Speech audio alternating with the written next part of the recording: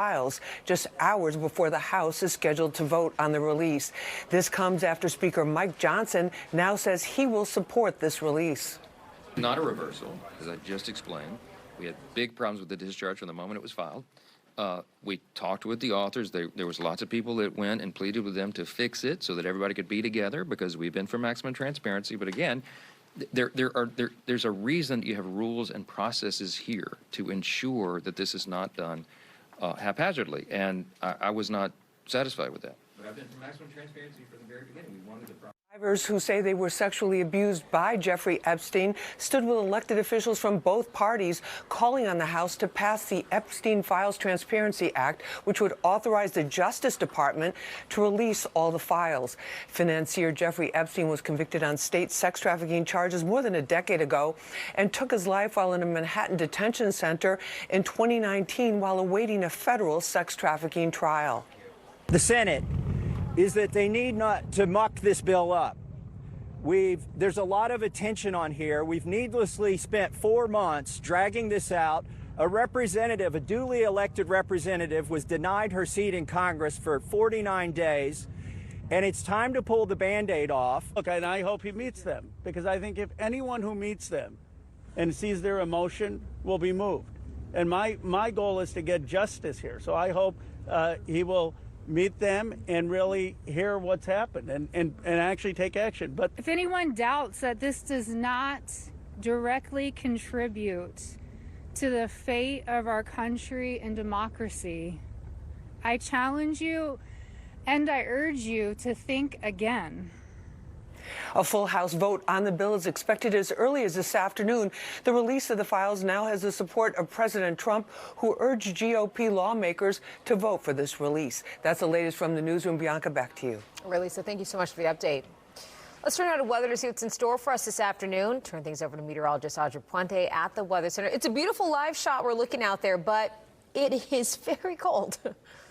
Yes, it's another day where we're being fooled by looking outside our window. It looks spectacular out there. However, it is quite chilly. The good news is today we do have lighter winds in play. Yesterday we were gusting to 40 miles per hour and even above that. Today it's more likely between 10 and 15 miles per hour. So that will give us a bit of a chilly breeze across the region. Clouds will be increasing as we move along through the afternoon, and they're coming in advance of showers that will be arriving in the tri-state area. Most of that rain will be happening tonight, and we do have another chance of rain over the weekend, which we'll talk about coming up later. 44 right now in Central Park with plenty of sunshine. It's 45 at LaGuardia with a few more clouds. Atlantic City's checking in with sunny skies and a temperature of 48 degrees as of the noontime hour. We're not tracking much here on the radar. It's pretty quiet across much of the region. We'll stay that way, it looks like, for much of the daytime hours. It's really later this evening when we do anticipate more rainfall here. Now, there could be a stray shower passing over areas of central and southern New Jersey, but the bulk of the rain really doesn't get here until tonight, when we'll see a system kind of creep northward and allow an increasing chance of precipitation by this evening. So most of the day will be dry. Temperatures will be chilly, though, below normal for this time of year, mostly in the 40s. And then tonight, after about, say, 10 or 11 p.m., we'll start to see showers begin to work into the region. Now, they will last overnight into the early part of tomorrow. I'll have the details on that coming up. Bianca? All right, that sun certainly makes a difference in temps when you're outside. Audrey, thanks so much. All right, well, a new poll is out today. It's giving us an early look at the New York governor's race, where Democrat Kathy Hochul still has a big lead, but Republican Elise Stefanik could be gaining some ground. Fox 5's little political reporter Morgan McKay joins me now to break down the very latest numbers. Hey, Morgan. Hey, Bianca. So this poll shows Governor Kathy Hochul with a pretty comfortable lead going into her re-election year. She has a 20-point lead in this latest Siena University poll over her Republican challenger, Congresswoman Elise Stefanik. But Stefanik is making gains, especially among independents. Her support grew 5 points from the last Siena poll, while Hochul's support remained flat. The poll also shows Hochul with a commanding lead over her lieutenant governor, who's challenging Hochul in the Democratic primary next year, 56 to 16%. The poll did not include Nassau County Executive Bruce Blakeman, who's also considering running against Stefanik, but in a Republican primary. Meanwhile, Mayor-elect Zohran Mamdani's favorability is high among New York City voters, but in the suburbs, his favorability rating is only 31%. Many experts say that Hochul's re-election next year could hinge on how she addresses many of Mamdani's proposals. For this poll, the majority of those who responded support increased taxes on high-income earners and corporations, two proposals Hochul is not fully sold on yet. Senate Minority Leader Chuck Schumer saw his worst ever favorability rating in the Siena poll, as some Democrats and Republicans have grown increasingly frustrated with those in leadership. Yesterday, City Councilman Chi Ase filed paperwork to challenge House Minority Leader Hakeem Jeffries in the Democratic primary next year. And Jeffries responded yesterday by saying, "Come on in, the water's warm." Ooh, Bianca? I like the statement there. Obviously, we'll see what happens. Morgan, thanks so much for staying on top of that. Meanwhile, this now developing at noon, a widespread outage at the internet infrastructure provider Cloudflare, impacting major sites like ChatGPT, X, and NJ Transit this morning. On a post on X, the company's chief technology officer described the problem as, quote, a latent bug that has caused its bot mitigation capability to crash after routine configuration change. Cloudflare said the issue affected multiple customers, but a fix was implemented and they believe the issue is now resolved. Meanwhile, the City Department of Sanitation is trying to crack down on illegal dumping, and they want your help to do this. Next at noon, how you can earn a cash bonus for catching illegal dumpers in the act. Plus, the countdown to the World Cup is on, and the Trump administration rolling out a new effort to make it easier for international soccer fans to visit the U.S. All the details coming up.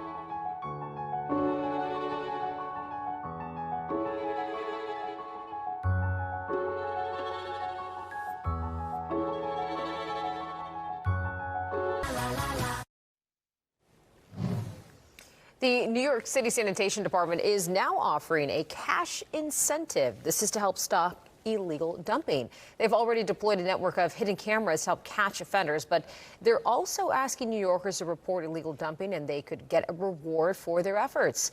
The acting sanitation commissioner appeared on Good Day this morning to explain this brand new program. We have a way for residents to submit videos and information if they observe somebody illegally dumping. And once the fine is paid or adjudicated and paid, they will be eligible to get a $2,000 reward for it. Well, if you do observe something like this, send information to illegal dumping tips at dsny.nyc.gov. The Sanitation Department says the submissions need to show the illegal dumping and the offender's license plate if possible. Well, ahead of the MetroCard's retirement on December 31st, the MTA is helping commuters by giving away free Omni cards today. This was the scene this morning at the Times Square subway station. Now, that is one of the subway stations where the MTA is handing out free Omni cards today. The first 400 people to transfer their MetroCard balance to an Omni card will have their card fee waived. All right, the government shutdown may have temporarily resolved the fight over federal food assistance, but the Trump administration is still looking to reduce the size of the SNAP program. Coming up, why officials say everyone who uses the program is going to have to reapply for benefits. Plus, what the Trump administration is doing to make it easier for international visitors to get to the World Cup. We'll break it down when we return.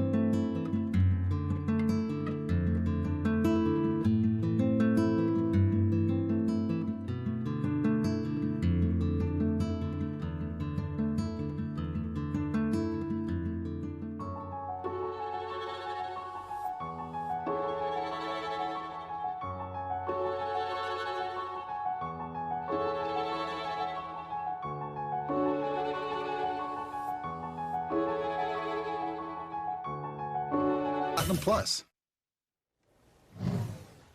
Well, the Trump administration says people who receive benefits from the Supplemental Nutrition Assistance Program must reapply. Agriculture Secretary Brooke Rollins said that he is attempting to cut down on fraud. But the recent Congressional Research Service report says SNAP fraud is rare, and most errors occur due to unintentional overpayments. Depending on the state, reapplying can be done online, with applicants required to show proof of identity, citizenship, residence, income, and more. Applicants must also take an eligibility interview. That overall process takes around 30 days to be completed. And during next year's World Cup, 104 games will be played in Canada, Mexico, and the United States. As fans lucky enough to snag tickets are making their travel plans, the Trump administration is making a way for them to skip the traditional visa queue. Fox News correspondent Madeline Rivera has the very latest from Washington. I've directed my administration to do everything within the power to make the 2026 World Cup an unprecedented success. The U.S. has scored! The White House is planning ahead as the U.S. gets ready to host the 2026 World Cup this summer. And one of the first steps will be planning for an influx of foreign visitors. To streamline the visa interview process, the Trump administration has created the FIFA Prioritized Appointment Scheduling System, or FIFA Pass for short. If you have a ticket for the World Cup, you can have a prioritized appointment to get your visa. But officials warn it does not mean you should procrastinate applying. Well, don't wait till the last minute. Your ticket is not a visa. It doesn't guarantee admission to the U.S. It guarantees you an expedited appointment. Secretary of State Marco Rubio said the administration has dispatched more than 400 additional consular officers around the world to handle the demand for visas tied to the World Cup. But the vetting process will remain the same for these visa applicants. State Department making sure that people that come in on these tourist visas are coming in thoroughly vetted, just like anyone who would travel here, and they would come and enjoy our country, and then they would go home. And go home in a timely manner. One of the first FIFA events, the World Cup draw, will happen in D.C. on December 5th. In Washington, Madla Rivera, Fox News. Well, right after he won the primary, Mayor-elect Zohran Mamdani and avid soccer fans said publicly that he wants to appoint a World Cup czar to make sure New York City shares the economic benefits from hosting the global soccer event with New Jersey next summer. And remember, Fox 5 is your home for the 2026 FIFA World Cup. Keep it right here for stories and features as we count down to the tournament. Starting next month, Fox 5 will be airing a brand new show focusing on World Cup news and stories from around the country.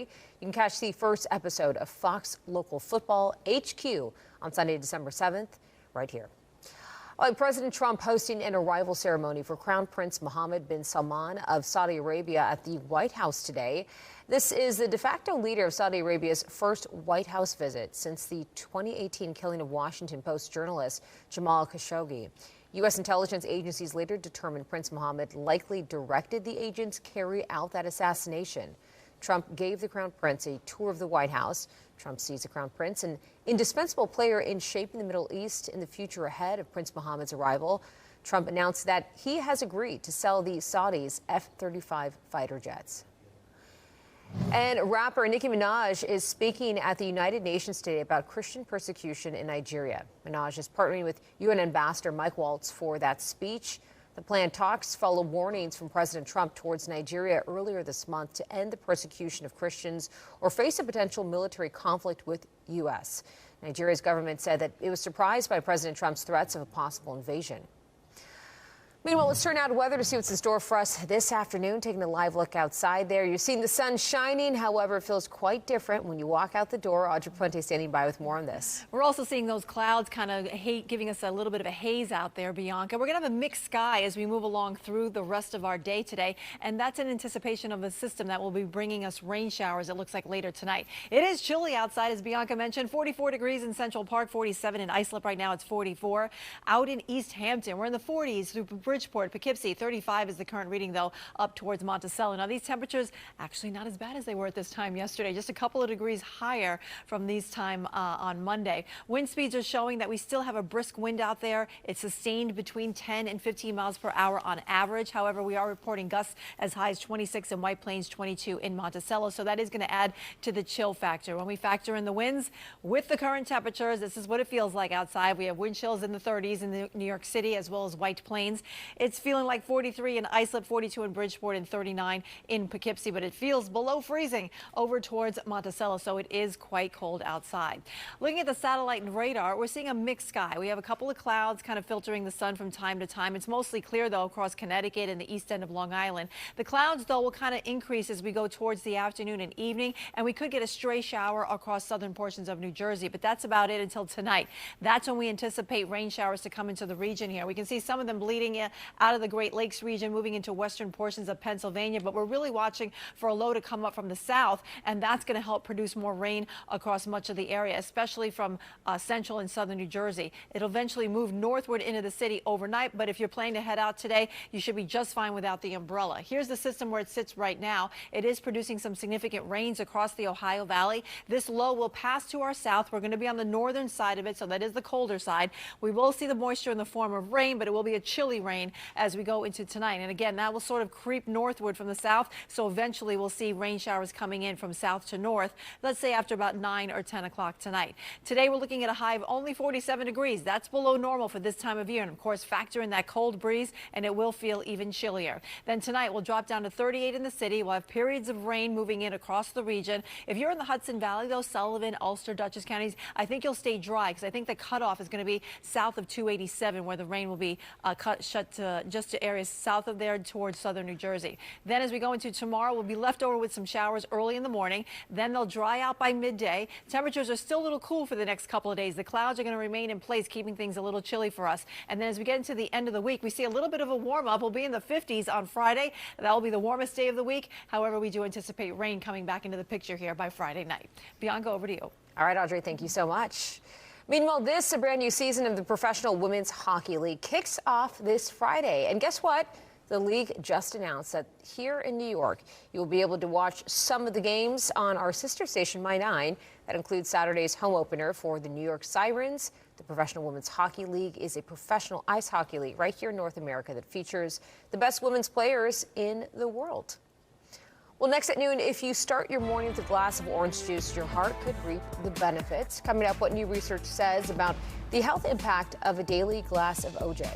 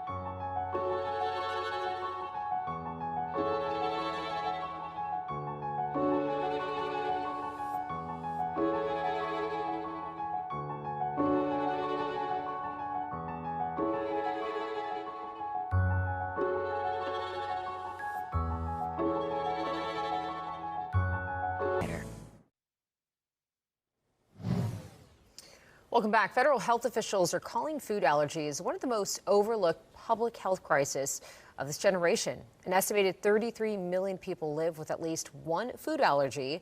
During a forum hosted by the Food Allergy Fund, Health Secretary Robert F. Kennedy Jr. said it is unclear why so many suffer from food allergies. The fund's CEO stated that almost half of food allergies start in adulthood. The fund is researching how they develop and how microbiome health influences allergic disease. And a daily glass of orange juice can do more than deliver vitamin C. Brand new research showing that orange juice can influence gene activity in ways that supports heart health. Now, in this study, 20 healthy adults drank about 2 cups of 100% orange juice every day for 2 months. Researchers found broad shifts in genetic activity tied to blood pressure, fat metabolism, and inflammation.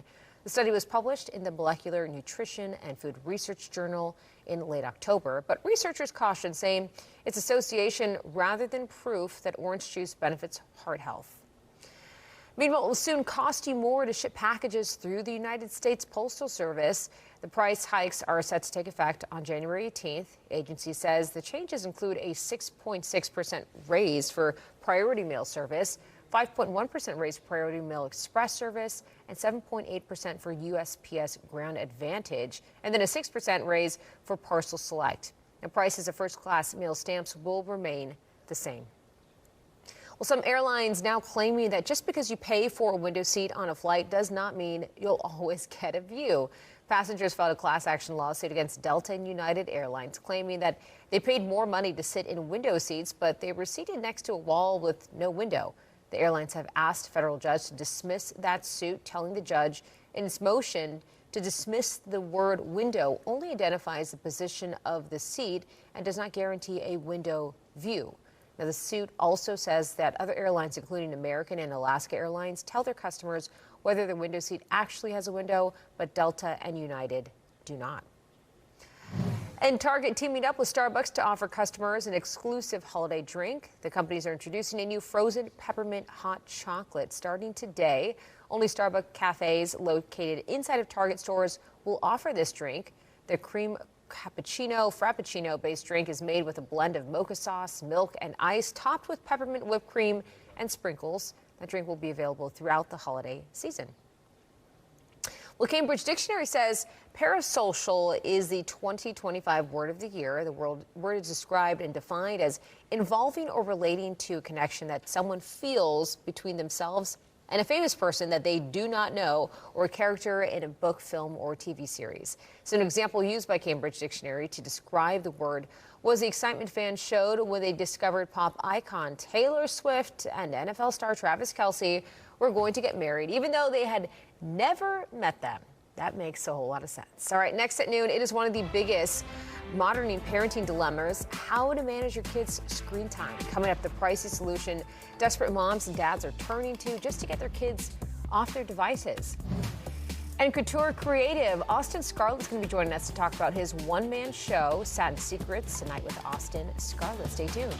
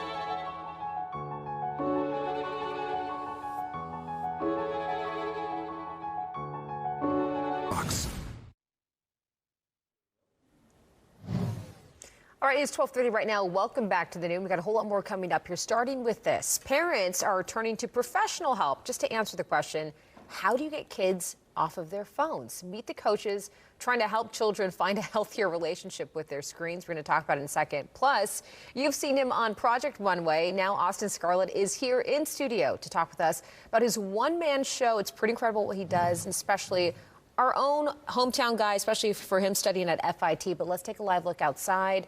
Oh, okay. It's beautiful out there. However, when you step outside, it feels a whole lot different. But I know you mentioned something earlier, Audrey, and I was like, yes, I absolutely agree. The wind is not as bad today. You're right. Yeah, yesterday we were gusting up to about 40 miles per hour, even slightly above that. But today, Bianca, the winds will be more like 10 to 15. So that is providing a cold breeze across the region. And either way, you definitely need to be bundled up today. 44 right now in Central Park. It's 47 in Islip and 44 out in East Hampton. We're finding 40s through Bridgeport, White Plains, and Poughkeepsie. Monticello is our cold spot on the map right now at 35 degrees. Here are the sustained winds. They're anywhere between, let's say, 5 to 15 miles per hour on average. However, the gusts have been as high as 26 miles per hour, so that's adding to the chill factor here. Feeling like 43 right now in Islip. We're at 38 for a wind chill in Central Park as well as White Plains. 28 over towards Monticello, so it's definitely cold there. And it's cold all across the Northeast here. We have readings in the 40s across New England, 42 up in the Capital District, and to our south we're at 48 in Philly.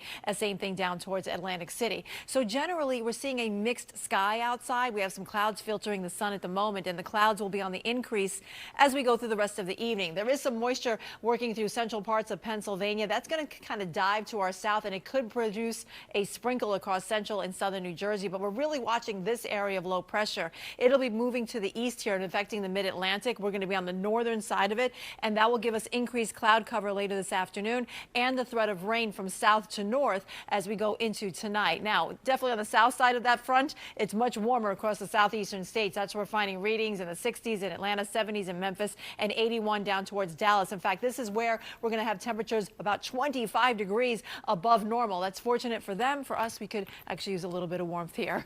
Futurecast is showing that we're going to have increasing clouds today. There's that passing shower I just mentioned. You'll see more in the way of sunshine in places across Connecticut and the Hudson Valley, but to the south, it's going to be pretty overcast for you. Later this evening, after about dinner time and after the sunset, we'll see showers begin to develop. Everything kind of moves to the north here, so by 9 or 10 o'clock, it'll be knocking on the door of the city here and then points across the east here on Long Island into Connecticut. Hudson Valley, again, you're going to stay dry, but the clouds will be in place, and then tomorrow morning we'll have leftover rain showers early in the day. Here we are at 9 a.m. Everything moves to the east, so by lunchtime it'll be drier, but it will still be cloudy, so that's going to give us that cool and damp feel as we move along through our Wednesday. High pressure is working in from the west here. That's going to kind of clear things out for the Hudson Valley, but those clouds are really going to cling to the coast for Thursday, so it'll be mostly cloudy, a little bit chilly, but we will stay dry. We're not expecting any rain that day.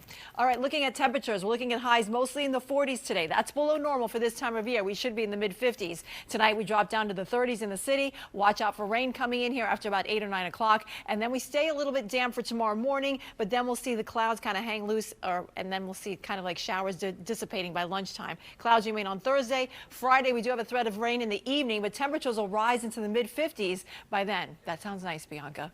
Definitely sounds so much better. Yes. Anything 15 above, yes. Right? We'll take it. All right, Audrey, thanks so much. Meanwhile, this now, in many households, getting kids off their devices and away from their screens, it is a nightly battle. Lots of parents say that they are now losing. Some are spending thousands of dollars just trying to get their children offline. Fox 5's Duarte Geraldino has a story. The screen addiction ran away from us. Stephanie and Peter Kakras say everything changed when their sons started using screens to escape real-life stress. When our oldest was about 15 years old, they had a screen time addiction, and they were using it because they were getting bullied at school in the physical world, not the digital world, and it was their coping mechanism to deal with their mental health issues. More and more parents say controlling screen time is becoming a daily fight. A Pew study found most parents set rules, but many admit they can't consistently stick to them. Kids can get a high sense of reward, right, from screen time. It's quick. They have full control over what they watch. Those things can be addictive. Dr. Nava Stilton is a psychology professor at Marymount Manhattan College. She says parents should think about screens the same way they think about anything addictive. They need to be thoughtful about what content and dosage their kids are watching. I think there need to be tech-free zones in the home. I think we need to ensure that Parents are modeling good tech behaviors themselves for children. For Stephanie and Peter, their struggle pushed them to create an app called Screen Coach. It rewards kids for doing chores, homework, reading, or getting outside instead of arguing about screen time every night. Screen Coach is effectively like a personal trainer. It will block or allow apps on devices across iPhone, Android, Mac, or Windows when the kids are not allowed to use devices, and then they can do things to earn screen time. According to the American Academy of Pediatrics, a small amount of screen time is fine, but the limit depends on age. Kids 3 to 5 years old should have around 30 to 45 minutes of high-quality educational content. Older children can have an hour to an hour and a half a day, but only if they're still sleeping well, staying active, reading, and spending time with friends in the real world. Duarte Geraldino, Fox 5 News. Certainly an issue for parents there. All right, next at noon, we're checking out your entertainment headlines. We got a first look at the live-action Legend of Zelda movie and its 2 main stars, plus a sneak peek at The Rock reprising his role as Maui in the live-action Moana remake.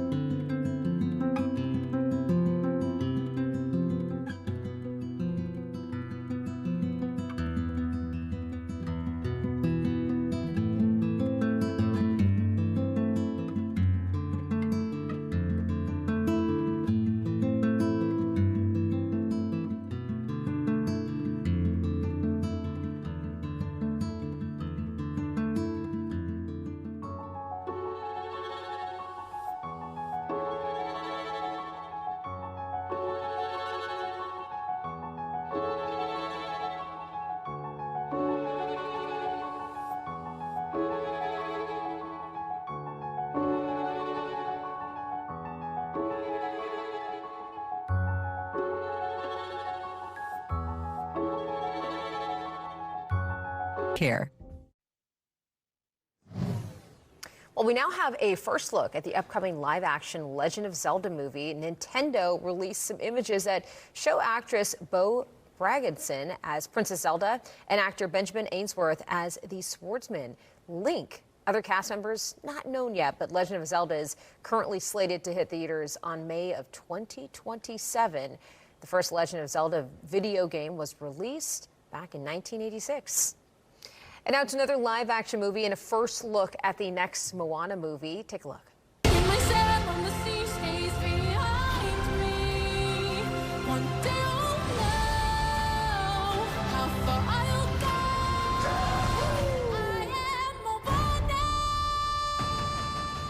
It features Dwayne "The Rock" Johnson and Catherine Laogaya. Johnson reprises his role as the shape-shifting demigod Maui. Laogaya plays the title character Moana, but in the trailer she performs the song "How Far I'll Go." That tune also appeared in the original animated movie back in 2016. Now this remake is slated to hit theaters next summer on July 10th. And actor Christian Bale reportedly being eyed for the role in the sequel to the 1995 crime drama Heat. Filmmaker Michael Mann, who directed that first film, is set to return to direct Heat 2. Now, Bale previously starred in Mann's Public Enemies, and next month Heat will celebrate its 30th anniversary. The original starred Al Pacino as Los Angeles police detective and Robert De Niro as a career thief. There's talk Leonardo DiCaprio could actually have a leading role in this sequel. Michael Mann wrote Heat 2, the novel, back in 2022, and it is a prequel and a sequel to the first film. Production is expected to start next year, but no details are being released just yet. And Mercury is getting minted today. Britain's Royal Mint is releasing a brand new coin honoring Queen legend Freddie Mercury. That coin marks 40 years since the band's iconic 1985 performance at Live Aid. It features an image of the band's frontman holding the microphone. Mercury died in 1991 at the age of 45. The cause of death was bronchial pneumonia resulting from AIDS. That coin starts around $24 and it's going to go on sale on the Royal Mint website today. Meanwhile, you know him for his creative couture on Project Runway. Next at noon, Austin Scarlett's going to be joining us to talk about his brand new one-man show performing tomorrow night at Theater Row.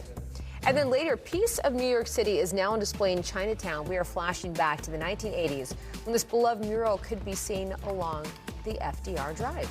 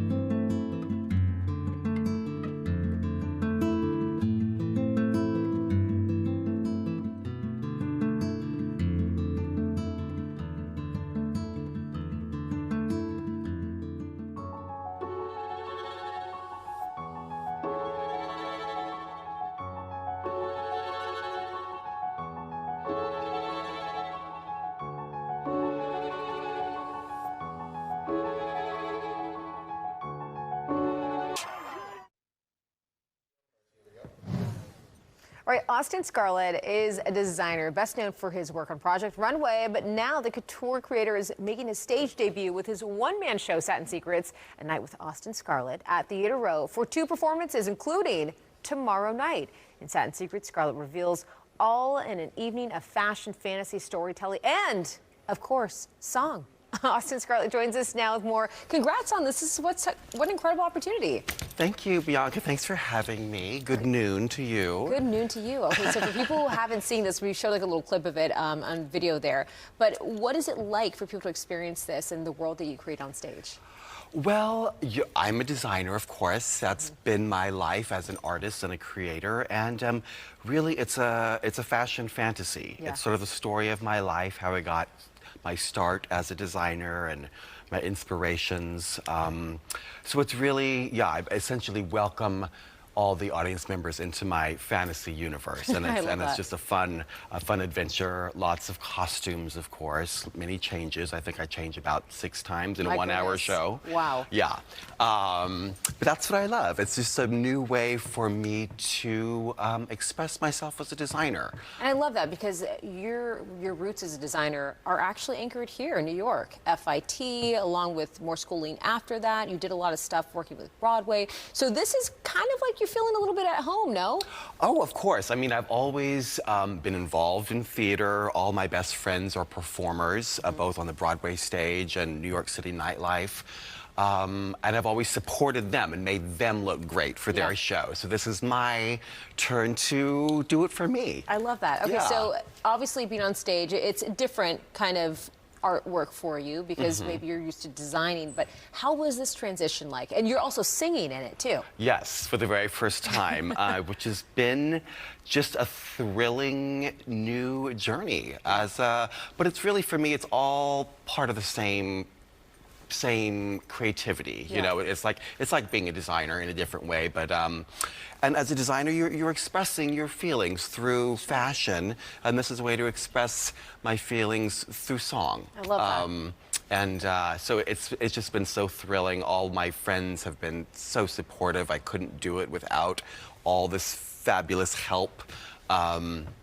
So it's just been a joy. Okay, so the name Satin Secrets obviously implies that we're going to go a little deep into your history. Was there any stories in there that you're like, I'm a little nervous to tell this one? Or was it just like, it is all out there? There are, you know, the show, the way it evolved, at first I didn't want to tell anything real. I just wanted it to be more a fantasy. But then in the end, I decided that there are some things I want to share. Yeah. And so, yeah, I mean, there's secrets, dreams, wishes, inspirations. Those are all woven through the show. I love that. Okay, so for people that go see the show tomorrow, what's something that you want them to walk away feeling after they see this performance? Hopefully it will be uplifting. You know, I sort of think my show is almost like a modern Fred and Ginger fantasy where it's just pure escapism. You know, it's sort of, you know, the world is such a crazy place.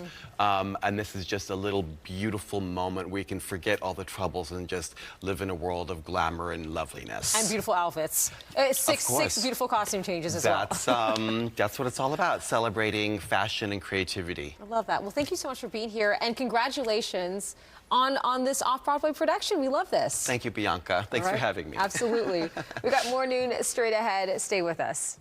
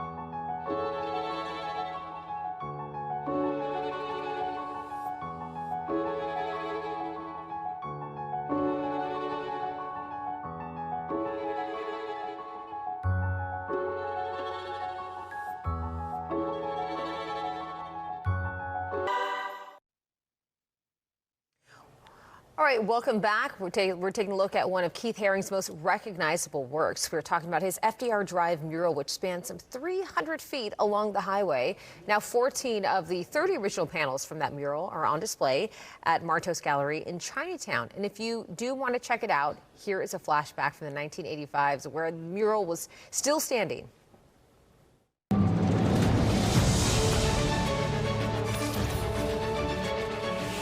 From the marble halls of the Met to the graffiti-scrawled walls of the subway may seem like a big jump.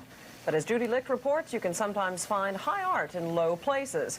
And a subway platform can be a springboard to fame.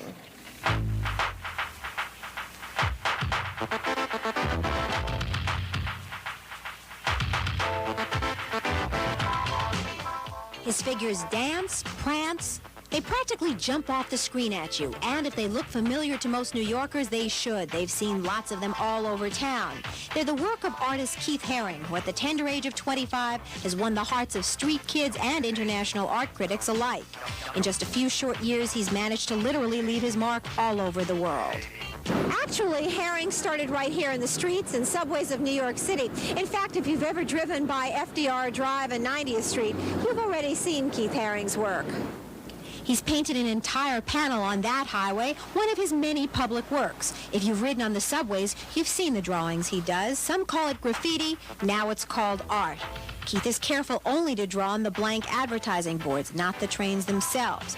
He started doing the drawing soon after he arrived in New York when he was a student at the School of Visual Arts. But why? Because it was there, really, because the empty black panels were there, and it seemed like it would be much better if it had a drawing on it than if it was empty. And I think partly from seeing the amount of beautiful trains in 78 and 79 that were in the subway. I mean, at that time, graffiti in New York was really at a peak. And I think that was also a main source of inspiration. Keith has received a number of summonses. Most of the time, though, the police let him go free. Many of them say they like his work. It was in the subways that Keith was discovered. A book about his work has just come out called Art in Transit. And by 1982, there were gallery shows which drew international acclaim. Articles about him are in art magazines throughout the world. Haring has done a cover for Vanity Fair, record albums, even the sets for ballets. His canvases now fetch up to $20,000. He gives away T-shirts, buttons, stickers, and cards for free. He's been called the Andy Warhol of the 80s. To be compared to Andy is a compliment. I don't know that I'll have the impact that Andy had on the 60s, but I think that in a lot of ways we're dealing with similar kind of concerns, which are making art more accessible and just breaking down the boundaries between what art is and where art starts and stops. In spite of all his newfound success, Keith still hits the subways, a kind of artistic Robin Hood. He sells to the rich in order to draw for those of us who aren't. Art used to be a much more normal thing, a part of everyday life, instead separated and put up on a pedestal and separated from the mass culture or popular culture.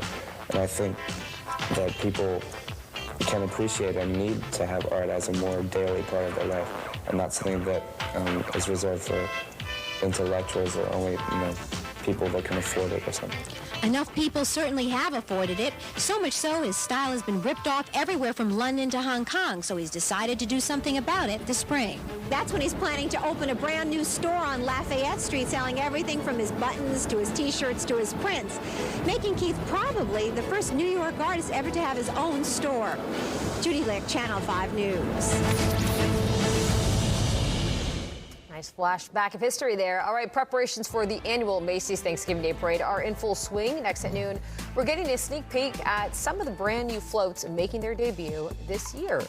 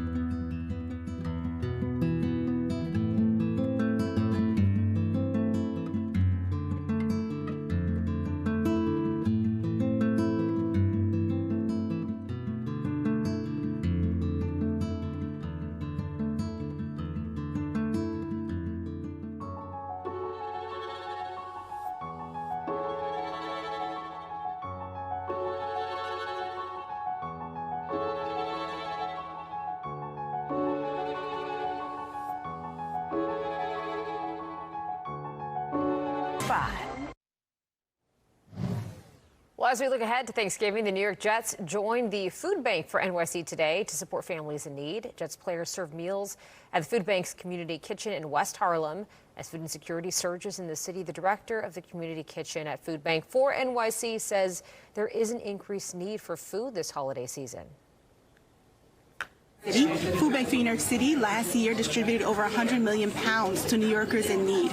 And we're open year-round, but particularly during the holiday season, people need access to resources. They need food. They're looking for food, and they're looking to celebrate the holidays with their family and friends.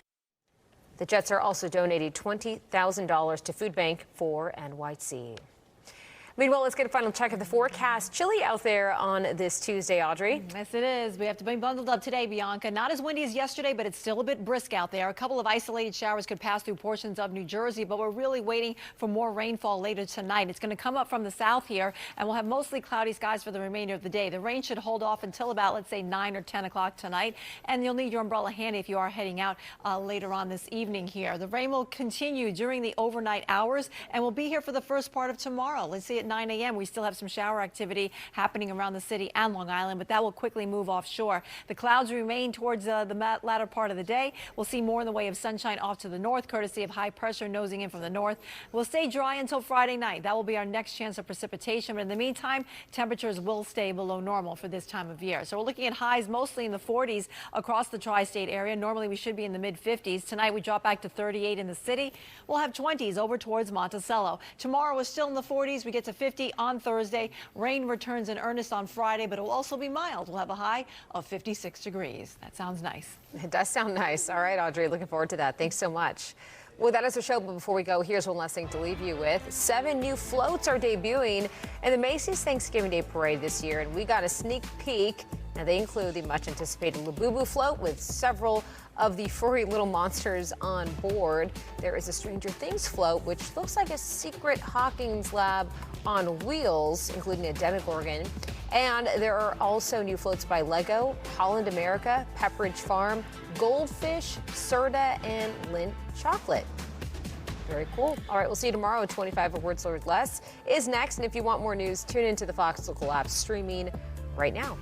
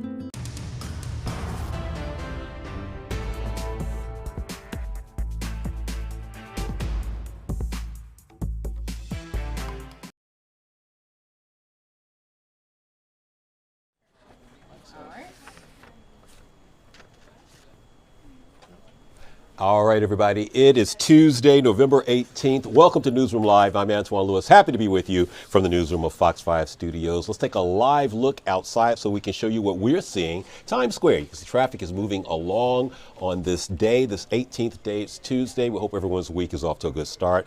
I am joined by Eric McPhailin, our operator, and Miss Alex is always off to the side, just making sure that we're doing everything we're supposed to do. She's our producer. All right, a lot to get to, but first we want to talk about what's happening on Capitol Hill. Democratic and Republican lawmakers are gathering along with survivors of the convicted sex offender Jeffrey Epstein. So a lot is going on there because they are calling for the release of the full Epstein files hours before the House is scheduled to vote on that release. Now, this is coming after Speaker Mike Johnson has offered his support, and also the president over the weekend seemed to reverse course and said that he supports the idea of all the files being released. It is our top story right now today, and my colleague Lisa Evers is standing by just to weigh in on this. And Lisa, a lot is going on. That vote is happening this afternoon. Thanks for being with us, Lisa. What can you tell us? Well, right now we are expecting the House to vote on what's called the Epstein Transparency Files bill. What that would do, Antoine, is in effect, if it passes the House it may even pass unanimously. That's what some people are saying, because Republicans and Democrats have come together on this. What that would mean is that they would issue a directive to the Justice Department ordering the Justice Department to release all of the Epstein files. And as you know, this has been a huge issue. It's been a very divisive issue for many, many years. And part of the reason was because Jeffrey Epstein was convicted of sexual abuse. This is going back to like about 2008 in the state of Florida on state charges.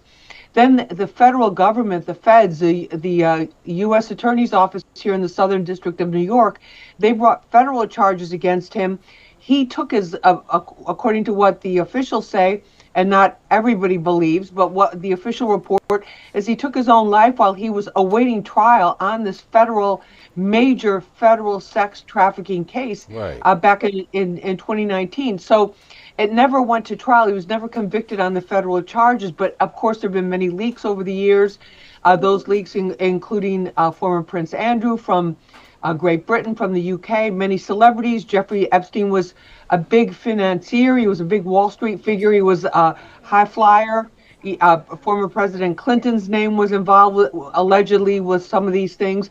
And the survivors were trying to speak out. And one of the things that made it so disturbing and I think captured a lot of attention was that a number of the alleged victims the survivors claimed that they were sexually abused when they were minors, and that this was, the allegations of sex trafficking with Jeffrey Epstein were that he was basically getting these underage girls, in effect, for some of the people that were involved in his social circle, on these trips, on his plane, all of that type of thing. So there have been different leaks over the years about it, but the full disclosure never really came out because his federal case never went to trial. And that raised a lot of questions with people.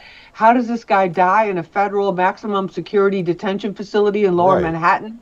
Right before he's going to trial. That raised a lot of eyebrows, although the officials and the authorities, the Bureau of Prisons, said he died apparently by his own hand. And not everyone bought that. So these files are going to be looked at very, very carefully. President Trump had been opposed to the full disclosure. Then he reversed that position, saying that he supported the full disclosure. He even went so far as to encourage members of the GOP to vote in favor of this full disclosure. And if that happens, then the Justice Department would be bound, unless there's another way they can appeal it or fight it. But it literally would be an act of Congress to order the release of those files. And of course, everybody's wondering who's named in it. There's the so-called Epstein list and that type of thing. But also, too, with the statute of limitations, it's not clear yet. Would there be new names or new individuals facing criminal charges?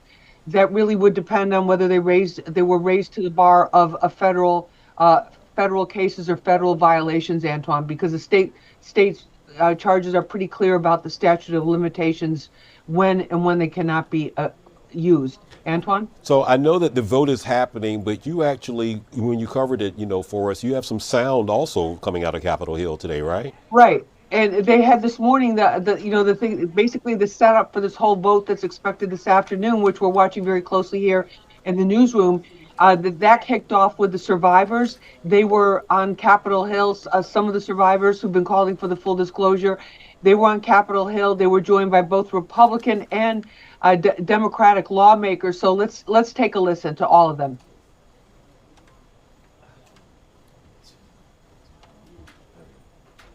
The Senate is that they need not to muck this bill up.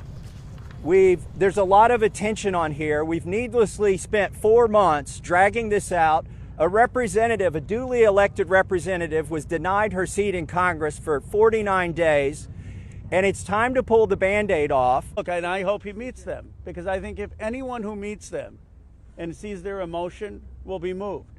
And my goal is to get justice here. So I hope he will meet them and really hear what's happened and actually take action. But if anyone doubts that this does not directly contribute to the fate of our country and democracy, I challenge you and I urge you to think again. Our voices are a fundamental pillar of future generations. The Senate is that they need not to muck this bill up. All right, Lisa, wow. That was pretty powerful hearing from the victim just there. Yeah, very, very powerful. And they've been very brave in speaking out about it. But I think there's a lot more, people are wondering what's in those files. Why were they sealed for so long? The disclosure, what kind of ramifications? And the answer to that is we don't know. But the fact, it's unusual, in this day and age to see the Democrats and the Republicans united so totally. That Speaker Mike Johnson came out supporting the release of the files as well. So there were very clear signals. Let's get this out, and maybe move, get it behind us, or maybe see where this leads from now on. So we'll see what happens. But you can be sure everybody's paying very close attention, and we are too, to whatever news comes out of Capitol Hill this afternoon, Antoine. We'll let you know if there's any breaking news in the meantime. Lisa, before you go, is the feel on Capitol Hill that the bill will pass, or the legislation will pass to have this release? You haven't seen or read anything that suggests. Okay. You have the Speaker, you have the Democrats who've been calling for it for a long time. You now have Republican party leaders. You have Republican lawmakers also calling for it, and the president saying he would sign it if it passes. So I think that, you're talking about this is green lights along a pretty long stretch of the road there, where a lot of times things get stopped at a red light, but it looks like green lights ahead for this. And what that means, we'll find out. But everybody's watching Capitol Hill very closely this afternoon, Antoine. All right, Lisa, always a pleasure to have you. Anytime you can share knowledge with us, we always are so grateful. Lisa, I know you're busy. Thank you for being with us for Newsroom Live. Thank you. All right, everybody. Our other top story as well that's developing right now, we're going to ask Eric to pull up ELC2, because as Lisa mentioned, with the president giving his reversal, if you will, in support of this being released, the Epstein files, that we want to talk about what's going on right now. And the president is welcoming the Crown Prince Mohammed bin Salman of Saudi Arabia to the White House. He arrived this morning for his first White House visit since 2018, since the killing of Washington Post journalist Jamal Khashoggi. Now, this was by Saudi agents. U.S. intelligence agencies determined that Prince Mohammed likely directed that operation, which sent the U.S.-Saudi relationship into a tailspin, if you'll recall that. Here we are 7 years later. The dark clouds over that relationship appears to have been cleared away. Again, you're looking at live pictures right now, so that's why the camera's moving around. They're trying to reposition. As big as that space is, when you have that many bodies, that many journalists, that many dignitaries, that many officials, and the president, it's a tight room, believe me or not. So anyway, the president dismissed questions to the Crown Prince about the journalist killing, saying whether you like him or didn't like him, things happen. So that's been gaining some traction as well. So that's what's happening right there as you take a look at that. Speaking of the Trump administration, we have an update to pass along to you in regards to SNAP benefits, because this information is coming out today. The Trump administration is saying that people who receive SNAP benefits will have to reapply. Now, SNAP, of course, is the federal assistance, for people. Basically, it's the food stamp program for individuals who need federal assistance to provide, foods for their households. Well, anyway, according to the Department of Agriculture, everyone who's in that program must now reapply. Now, remember, you recall last week that once the government reopened, all of the benefits that had been frozen, courts ordered them to be released. So in that regard, that's what's happening there. Basic research is saying that SNAP fraud is rare, but most errors do occur over unintentional overpayment. So all of those who have that must in fact reapply. We're going to take a quick break. It's 1:12. More Newsroom Live, including the very latest preliminary information on the New York governor's race when we return.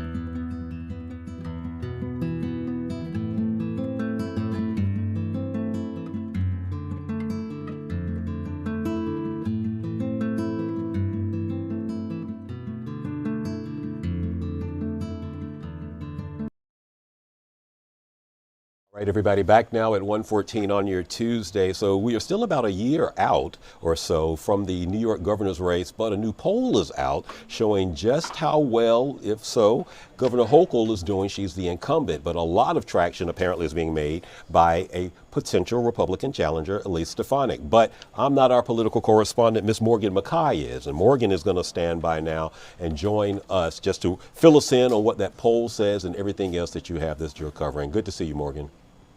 Hey, Antoine, how are you? I'm good. So we've got a lot with the governor's race. We're a year out from the New York governor's race, but a new poll from Siena University shows Governor Hochul going into this re-election year with a pretty comfortable lead. She has a 20-point lead over Congresswoman Elise Stefanik, who is her Republican challenger right now. Now, Hochul is also facing a primary in June against her lieutenant governor, who she's become a bit estranged with. She has not had a close relationship with Delgado. In fact, she removed a lot of his staffing, a lot of his office space because their relationship has split.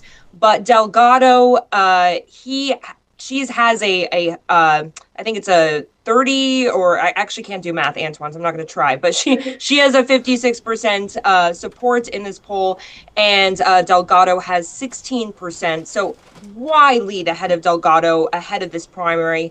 Now, Stefanik could also be facing a primary challenger, Nassau County Executive Bruce Blakeman. He has been tossing around that he's considering running in the governor's race, but no word yet on if he will run. He said he's going to be doing a statewide tour here to see just what sort of support out there is for him. But this poll did not take into account Bruce Blakeman, but it did just look at the support from Stefanik, which has been growing just slightly. She has a 5-point support growth from this last poll that was taken by Siena University. She saw a 5-point lead or gain, excuse me. And Hochul, she's still, her support has remained relatively flat. Now, Stefanik, she also is seeing support grow among independents. That's going to be a really important aspect. And then we also are looking at these suburbs and how well she's doing there. And she's seeing a little bit more support in the suburbs. Hochul still has a lead when it comes to the suburbs, but only by about 3%, which is definitely within that margin of error. And then you also have upstate voters where Hochul is doing slightly better, but again, Stefanik definitely is starting to catch up there as well. Now, we're also looking at, many experts are talking about how Hochul's year next year could very well hang on Zohran Mamdani, the mayor-elect here in New York City. Now, his favorability was 55% among New York City voters, so definitely seeing a majority favorability right now as he's headed into his 4 years as mayor. But when it comes to some of the suburbs and the rest of the state, he's seeing about 31% support among suburban voters. And I was speaking to one professor just earlier today about who's an expert in suburban studies, just about what he thought about these numbers. And he said that this 31%, while it is underwater, it is still about what President Trump is pulling at when it comes to these suburban voters. So he said he's cautioning Republicans right now to be careful to hang so much on Mamdani, because if Mamdani is successful, this could backfire a little bit on them, considering that he does have this support still among suburban voters. Well, Morgan, I was going to ask you, what is the relationship, if you will, politically between Stefanik and the White House, between her and Trump?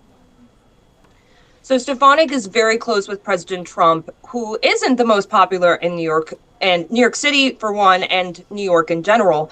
But he did make some improvements in his numbers in the last election when he won the presidency. But at the same time, Stefanik, she's very close with Trump. She was appointed by Trump to be the ambassador to the United Nations, and he ended up yanking that nomination because he was worried about her congressional seat, and that would flip, and worried that it would flip to be a Democratic seat and not a Republican seat. But Stefanik now running here in the gubernatorial election, and this could backfire her relationship with Trump, but it could definitely help her when she's running in a primary. So we'll definitely have to see. Morgan, you are so busy and you cover everything. You just make it look so flawless, Morgan, with all that you are juggling. And we want to let everyone know that you can catch Morgan and her in-depth reporting, her in-depth coverage on New York City politics. She gets into New Jersey. She does the Capitol, the White House. She covers it all. But Politics Unusual with Morgan McKay airs every Friday at 6:30 right here on the platform you're watching. And if you can't catch us on the platform, tune in to Fox 5. Morgan, I know you're busy. Good to see you as always. Thank you, Antoine. Good to see you. All right. Have a great day, Morgan. Okay. So New Yorkers here, let me tell you what's going on with the sanitation department, because here's some information you need to know. The sanitation department is offering cash, an incentive to help stop illegal dumping. It is a problem in there. So here's what's going on. The DSNY has already deployed a network of hidden cameras to help catch offenders who illegally dump things they're not supposed to. But they're also asking New Yorkers to report illegal dumping, and you could actually get a reward for your efforts. Now, the acting sanitation commissioner appeared on Good Day this morning to explain the program. Residents to submit videos and information if they observe somebody illegally dumping, and once the fine is paid or adjudicated and paid, they will be eligible to get a $2,000 reward for it. And if you observe something like what you just saw just there, send the information to dumpingtips@dsny.nyc.gov. That is a lot. We'll try to make sure that you get it at some point from our website. The sanitation department says that submissions need to show the illegal dumping and the offender's license plate if possible. Okay, we're talking about New Yorkers, so just if you're going to be doing this, just be very, very careful and aware of your surroundings, and make sure that you are doing something safe if you're going to be trying to get this incentive. All right, we're moving into the time of year where shipping packages where going to the post office, FedEx, UPS, wherever you're going can be a headache. Well, I'm just the messenger here because it looks like it's going to cost a little bit more to ship packages through the United States Postal Service. Here's what's going on. Price hikes are set to take effect on January 18th, so literally in like 2 months from today. Now, according to the post office, these changes include a 6.6% raise for priority mail service, 5.1% raise for priority mail express, and a 7.8% for UPS Ground Advantage, 6% for parcel select. Now, prices of first class mail stamps will remain the same. So know that if you're going to be going out to mail packages, just take it into the consideration. That's what's going on there. But you will notice some changes right after the first of the year. Again, January 18th. Also, airlines, some information that passed along to you because we're also moving into the travel. We're about a week or so away from Thanksgiving. Some airlines are now claiming that just because you pay for a window seat on a flight doesn't mean you'll always get a view. So passengers filed a class action lawsuit against Delta and United Airlines claiming that they paid more money to sit in window seats but were seated next to a wall with no window. Now, according to the airlines, they've asked a federal judge to dismiss the suit, telling the judge in its motion to dismiss that the word window only identifies the position of the seat. It does not guarantee a window view. So the suit also says that other airlines, including American and Alaska Airlines, tell their customers whether the window seat actually has a window, but Delta and United do not. So there you have that there. Know that as you're booking flights and as you're looking for your seats, if you have a preferred seat, some people prefer the window. I myself like the aisle simply because I just hate climbing over people if you have to get up, stretch your legs, reach for something in the overhead bin, or if you have to go to the laboratory, which is the term that they use on the planes. All right, it's 1:23. Audrey's laughing. Audrey Puente is standing by because we're going to be talking weather. Eric, if you show us a look outside just to see what people are looking at, yeah, that won't work for us. And so traffic is moving along. The sun is shining. It is 1:23 on Newsroom Live. Antoine Lewis, very happy to be with you. Weather when we come back.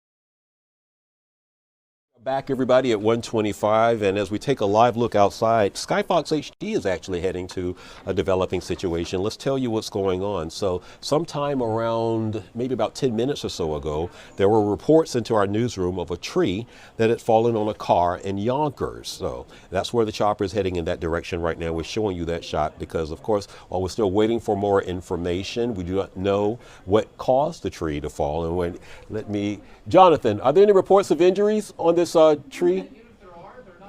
Not confirmed? Okay, so right now we're trying to get more information on that. Jonathan Kasdan at our assignment desk back there just dispatched the helicopter that we saw there.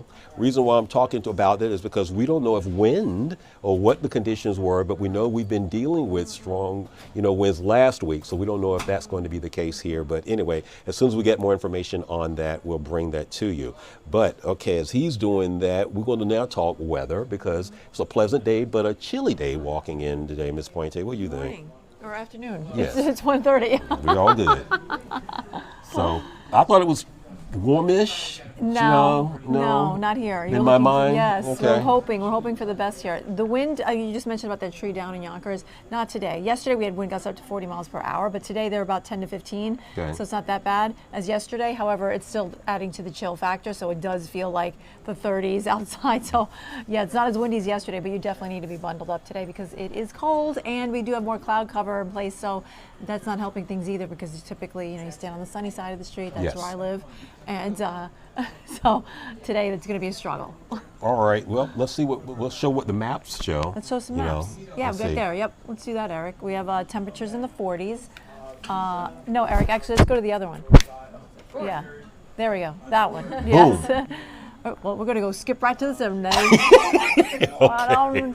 It'll circle through, right? Yeah, we got 40s for today. We're going to be in the 50s by the end of the week. However, we have a lot of clouds in place. Mm-hmm. It's not as bright and beautiful as it could be. However, when you see the sun, catch it while you can because, again, clouds are going to be hovering, especially across Long Island, New Jersey, the 5 boroughs. If you're up in the northern sections, you'll see more in the way of sunshine this week, and you'll be like, what is she talking about? Because we have plenty of sun here. Right. So they're the winds for today. Actually, these are right now. So they were sustained between 5 and 15. Not as bad as yesterday, but we were at like 20 to 30 this time yesterday. Gusts were as high as 40. Now we're gusting to 26 in the city, 23 in White Plains. That's not that bad compared to yesterday, but it is adding to the chill factor, so it does feel like 39 in the city, 28 for wind chill in Monticello. It is cold up there. East Hampton feels like 40 for you. Here we are, we can see there's a mix of sun and clouds. More sun out on Long Island, great for you. Yay, Connecticut, looking good there. Mm-hmm. Up in the Hudson Valley, you're seeing a mixed sky, but here in the city, sort of like getting this low cloud haze coming in, filtering our sun. We'll see a couple of stray showers maybe across southern parts of New Jersey, but tonight, after let's say 8 or 9 o'clock, that's where we're gonna have a steady rainfall coming up from the south. So if you're going out tonight, you definitely need an umbrella handy, especially in areas south of 287. I have a question. Yes, the pink. Now, you've explained to me what the yellow and the green and the red. I know that's precipitation, if not stronger, but the pinkish color that we saw. That would be mixed precipitation. Mixed it's a little more icy. precipitation. It could be a rain-snow mix. It could be a little icy.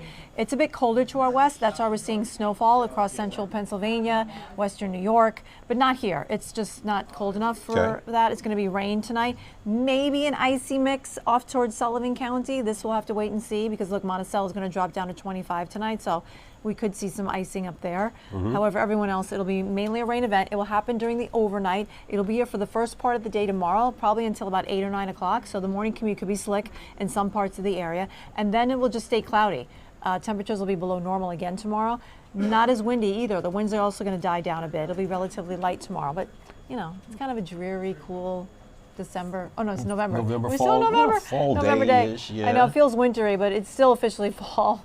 It Then is. we get to the 50s by the end of the week. So 56, that'll be our warmest day on Friday. However, we are expecting rain to come in by Friday night, which is better than yesterday. Yesterday I thought it was going to be rain all day. Right. Now the system's moving a little slower, so it looks like evening showers for Friday night and showers south on Saturday. Saturday is also looking a little better too than I thought yesterday. So the weekend, not so bad. We're actually going to be in the 50s, much like last weekend. Not that bad. Last weekend was gorgeous, I thought. Yeah, it was a mix of sun and clouds. Right. It got really windy on Sunday, though. Right. But it was a mild wind because we had temperatures in the 50s. Remember, it was blustery. I know Yeah, that's it when was blustery. your holly tree, that's when it fell over. It fell over. Right. It's still down, but since you're saying the winds are not going to be a factor, maybe I'll go out now and ride it back up. I think it'll hold out for today, and tomorrow it should be just fine. All right, so the warmest day of the week will also be showers in the evening. So if we have plans Friday Friday night plans. Yeah. take the Which umbrella. I think was last Friday too. Weren't there Friday night? Yeah. Or was it Saturday night? One of the nights. No, it was Saturday night. It was Friday night was Saturday. fine. It was Saturday night. You needed an umbrella, yeah. Yeah, you're just telling us all about our Saturday and weekend Right. plans like that, that we need umbrellas. So, all right, I've known you for a while. minute. I know your children. You're a mom of 3. And one of the things that you and I have talked about over the years, is just screen time and trying to get the kids, off the device and an amount of proper time. And that's a discussion that a lot of parents are still dealing with. And Duarte Giordino, one of our colleagues, actually did a story where he was talking to New Yorkers. He actually interviewed also a child therapist, you know, about how to best approach the subject. So how did you best approach, you know, it? If you don't mind sharing. No, it's difficult. It's very difficult. We're going to be. Are we listening? No. Are we still talking? Okay. So yeah, it's difficult. That guy's background is fake. That guy's by the way. Look, that's his Zoom background, dude. That's real. That's real. He was one of our guests, one of the experts that Duarte interviewed He has a via mess Zoom. in his office, so he had to put that background on. I know the deal. I do the same thing. We all do. Well, that's See, Nava Silton. We know Nava. She already knew. Nava's a child Although psychologist. it's She's a interesting, psychologist. she has like 10 kids, so I don't know how her place Will is so you clean. tell us what your approach was? How did you address it? That's the cleanest corner in her apartment right now. Audrey. Okay, so it's difficult, right? And we're going to have this. We're going to have this conversation for the foreseeable future. I don't think I think it's always going to be a problem. Our world has changed.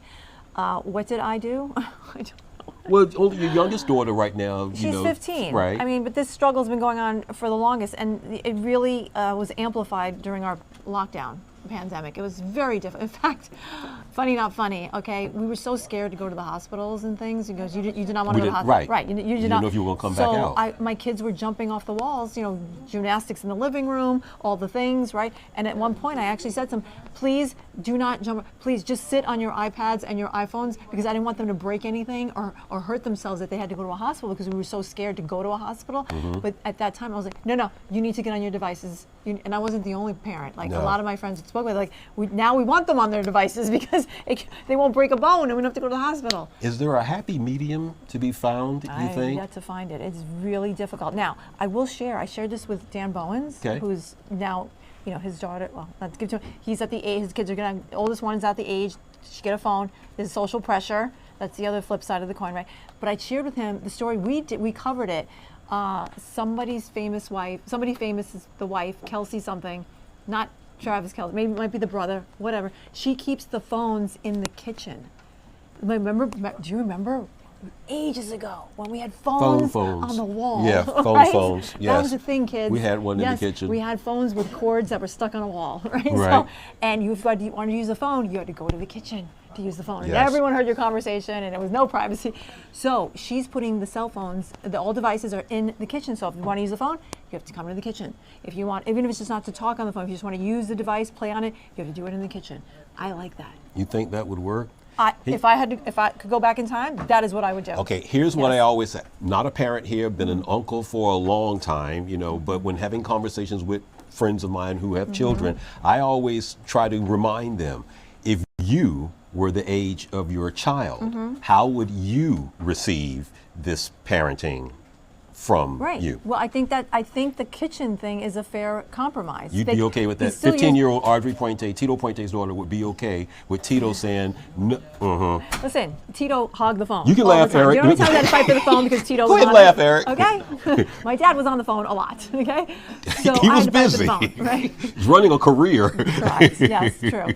Empire, right? So I think it's a fair compromise. They can be on the phone. They have to do it in the kitchen in front of the eyes, because I think Nava, I saw the package earlier. She talked about how you have to treat it as any addiction. How much would you like? It's like I tell listen, I didn't do all the right things either. I'm learning as I go too. Would we put our children in their bedrooms alone with like candy all night long? Right? No, you got to take the phones at night. I did take the phones at night. That I did right when they were younger. Yes, I did take them. Now they're older. They're adults now, and. So during the pandemic, you had 2 teens and a tween, because Lola was right. They were much younger. Yeah, right. Lola was younger. And given that, when you give advice to your friends, I know you have the mommy group that you're a part of and have been for a while. My momtourage. Your momtourage, yeah. When that comes up, do you all approach it from like, hey, ladies, listen, remember we were at once? We're all looking at each other like, help me, please. Just like every mom group. We're all figuring out as we go along. This is unprecedented. We did not grow up like No, this, right? no. So how are we supposed to know what to do when we didn't grow up like this? No, the worst we had to worry about were what? Rap lyrics, that were upsetting our household. And you came from a musical household. I mean, good grief. But, when hip hop was starting to become a thing and, Right. They allowed curse words in Yeah, songs. That was like a huge thing. Now it's, it's everyday language. So It's cringy as a parent. All See, right. Eric's nodding. He knows. Eric has a daughter too, so in Yeah. high school. Oh yeah, we've talked. We've talked. Eric, that's our operator, Eric. So, all right. Yeah. For rain, next chance of rain, Friday evening, which is also the warmest. True. Well, we have a chance. No, tonight. We Tonight. have rain tonight. Okay. Overnight. Then it should be out by tomorrow, let's say 9 a.m. And then the next chance will be Friday night. Next chance is Friday night. Okay. All right. More Newsroom Live when we return. Thank you, Artie, for being with us. Welcome. And for allowing me to tell everybody how many kids you have and how long we've been friends. Oh my God. We'll be right back.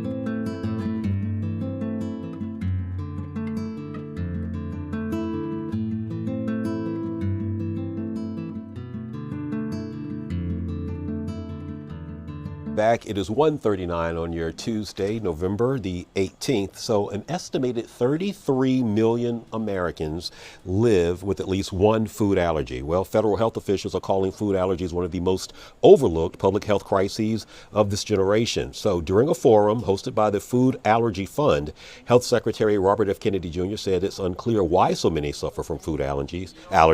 The fund CEO stated that almost half of food allergies start in adulthood. Okay. The fund is researching how they develop and how the microbiome health influences allergic disease. So a lot of interest there. Sticking also with our health news, a daily glass of orange juice apparently can do more than just deliver vitamin C. So new research is showing that orange juice can influence gene activity in ways that support heart health.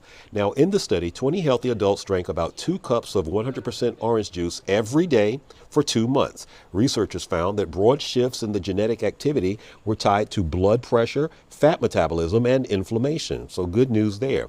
Now, the study was published in the Molecular Nutrition and Food Research Journal. This came back out in late October, but researchers caution saying it's association rather than proof that orange juice benefits heart health. So you take that definitely with a grain of salt, and with anything, of course, that we are passing along to you, always follow up with your physician just to make sure that you are being in touch with a health professional. But yeah, it looks like now another benefit to drinking that glass of orange juice a day. 1 second. Jonathan, did the chopper get there? Is it still on the way?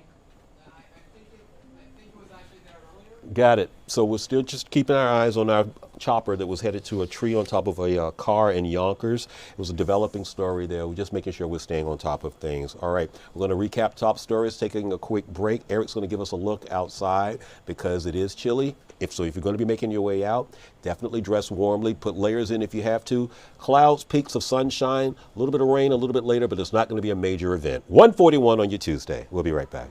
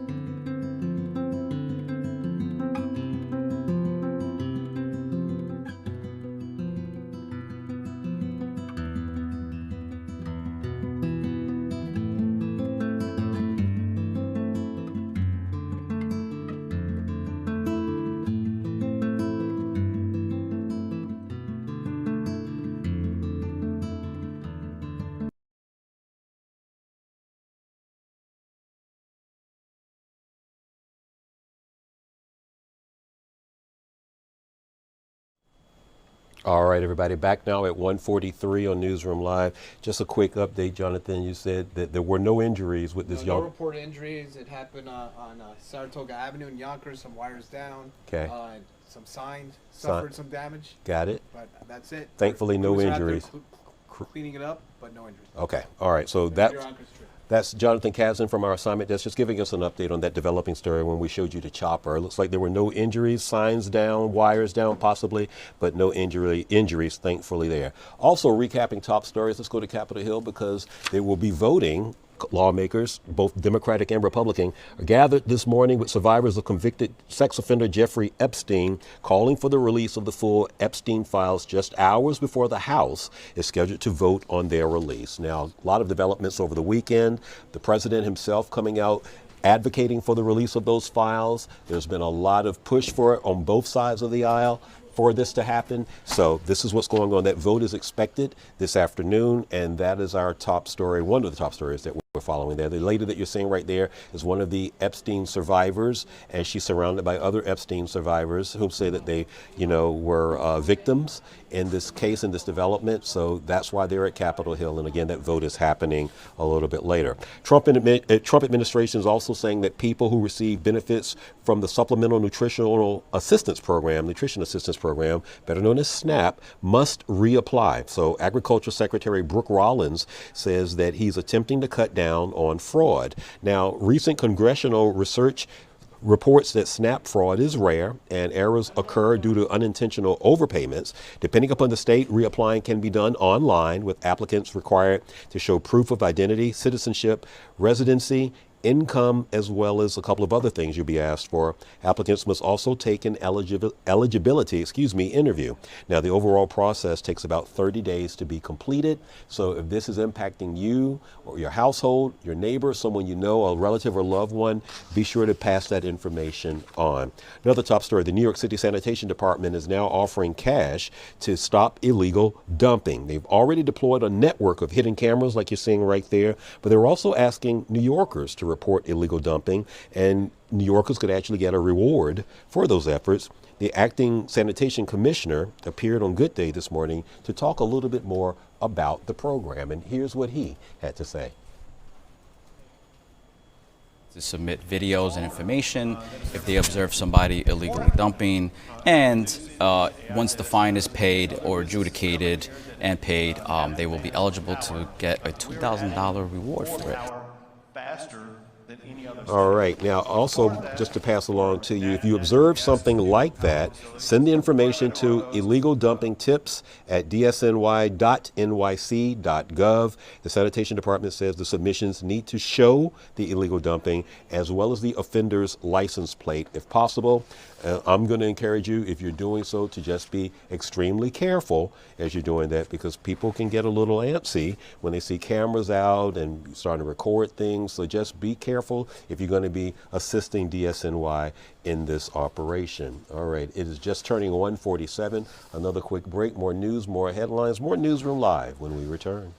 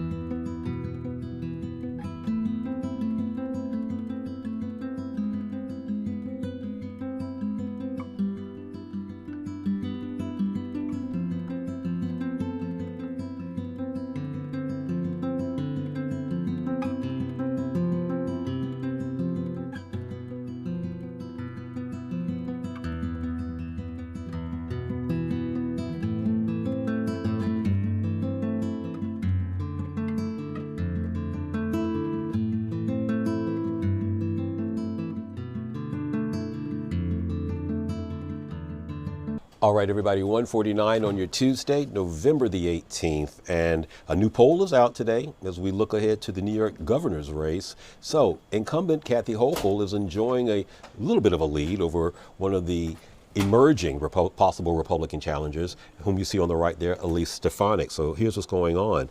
The New York governor's race, again, Hochul holding a big lead, but Elise Stefanik, from what we're hearing, is gaining some ground. We've talked to our political sources here inside our newsroom, mainly our political reporter, Morgan Mackay, who's saying that it's a substantial lead right now. However, upstate, in those areas there where the president has a little bit more of a positive following right now, could work in Elise Stefanik's favor, if you will. Like that. But again, she just announced her candidacy, maybe a little bit more, her intention, I should say, a little bit more than a week ago, Elise Stefanik. And Hochul right now is whom you see on the left, if you're watching us from out of the state, again, is the incumbent right now. And so we'll see how this develops. There are other names being tossed around in regards to a possible Republican challenger.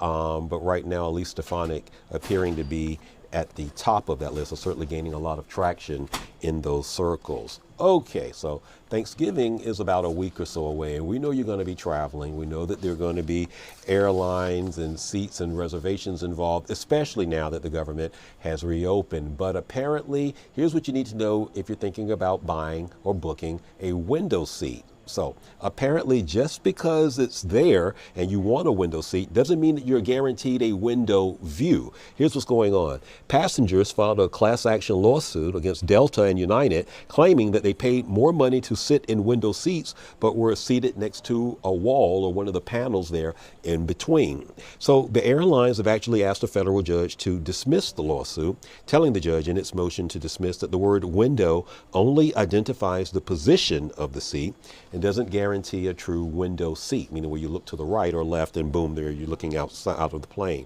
So the suit also says that other airlines, including American and Alaska Airlines, tell their customers that their window seat actually has a window. Delta and United apparently do not. So, all right, know that as you're buying your seats. I think a lot of people try to avoid, unless you're traveling with, kids or your, another loved one, the middle seat, but if you're mostly flying by yourself, as I tend to do, I always get the aisle. The window is like, it's just a lot to try to climb over two people to get up. If you need something or to go to the laboratory, it can be a situation. So I always just try to avoid the situation. But anyway, that's what you need to know. If you're looking at window seats, you may want to inquire or just consider it. May not actually be looking to the left or right out the window.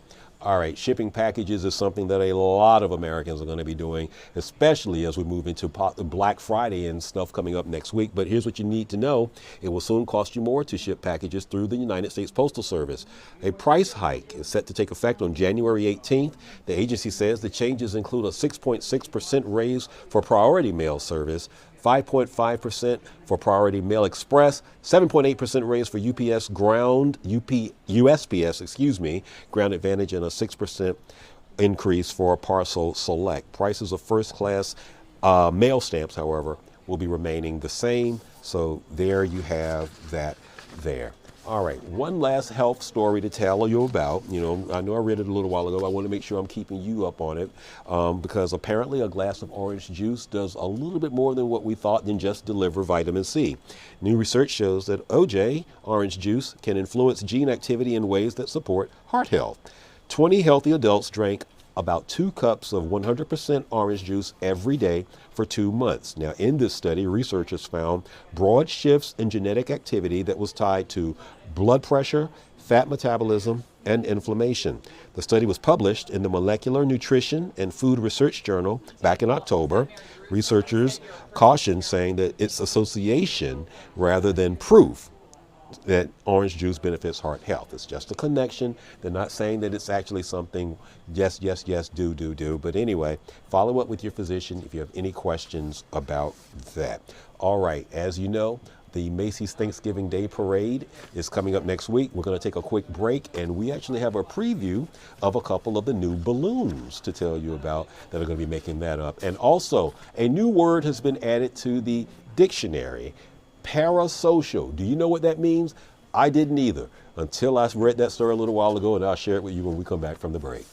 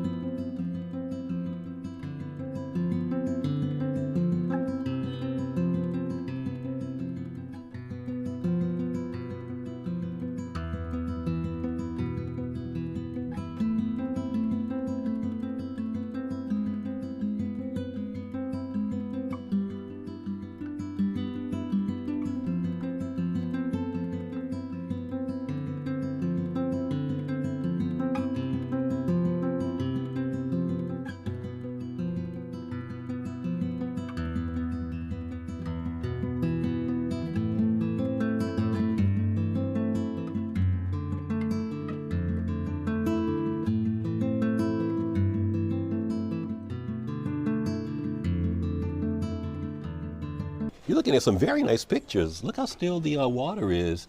Dave, where is that the East River or is that the? I'm just curious. I'm trying to see if I can figure out. Oh, we know that's Times Square. What was that? Do we know what that? Jersey, so that'd be the Hudson then. Okay. All right. We're looking at that. We're looking outside because I'm just going to go over weather headlines for you just so you can govern yourselves accordingly if you're going to be heading out. The first thing I want to tell you is to dress layered, because it is cool. So, yep, Eric, you can take that. So, right now, cloudy outside, 45 degrees, winds northwest at 10, and these are our temps right now. You are looking good. East Hampton at 46, 45 in the city, Newark 46, Scranton, PA. 44. Oh, you're chilly up there in Monticello and Poughkeepsie. You're at 47. So what you're seeing right now is the system that's moving across, and this is the satellite tracker right now. The green that you see off to the left of your screen right there, that's precipitation that's going to be moving through. You see it's coming from a system that's moving in this direction. The green and the yellow and a little bit of red, that's the rain that's mixed up in there. Now the pink that you see, that little bit of pink that's mixed in there, that's some mix of precipitation and some flurries, but those won't be impacting us from what RV Pointe was telling us a little while ago. But again, the system is bringing that as it impacts the rest of the area. So that's what you're seeing right there. You can see the clouds are moving through, and that's what's going on. But what we want to really tell you is to make sure if you're going to be heading out to layer up, because here's your 7-day. All right. Nighttime rain for tomorrow, 49 degrees with a low of 41.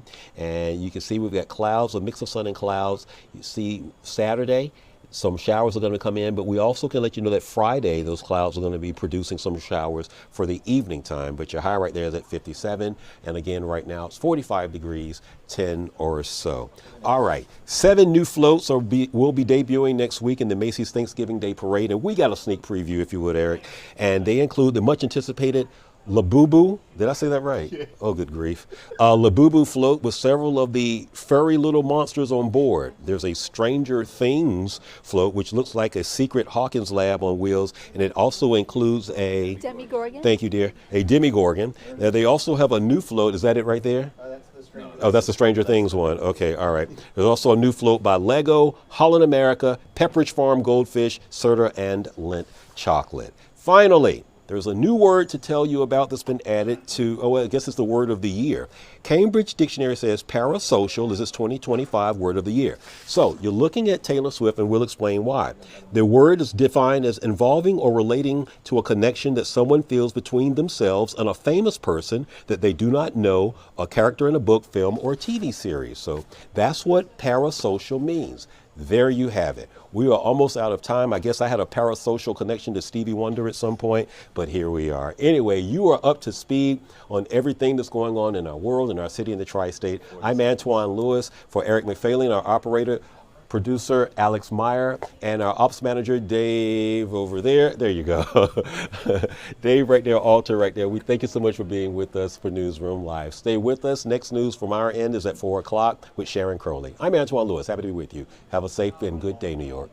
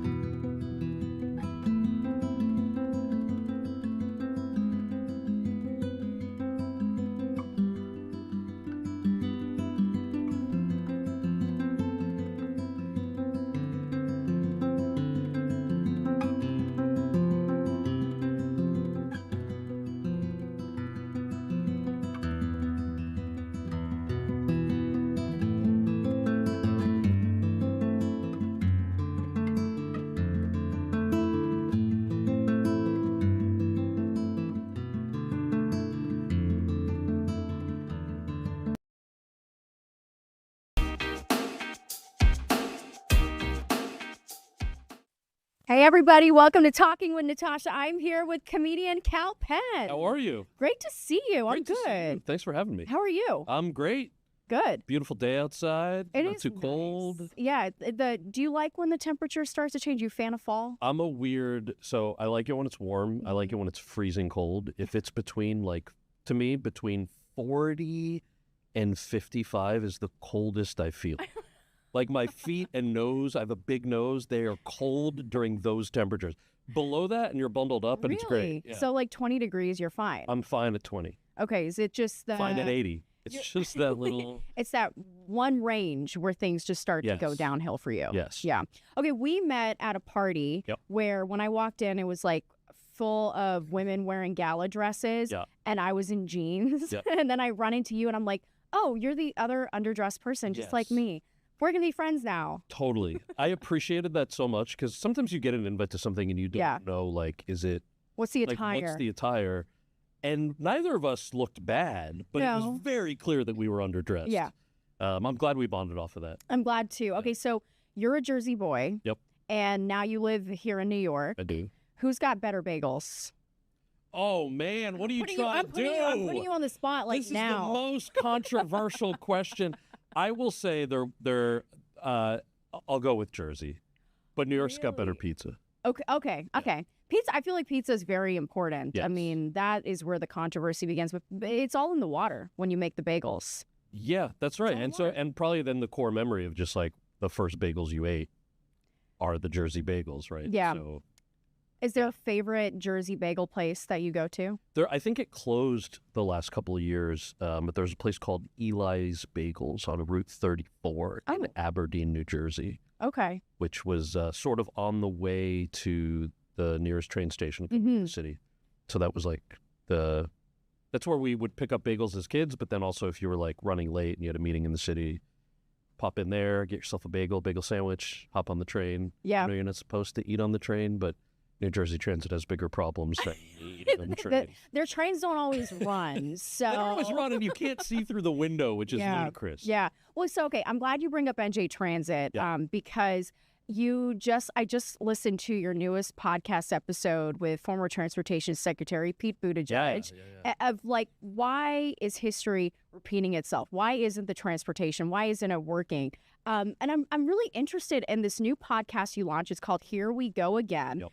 Why did you decide that you wanted to delve into history?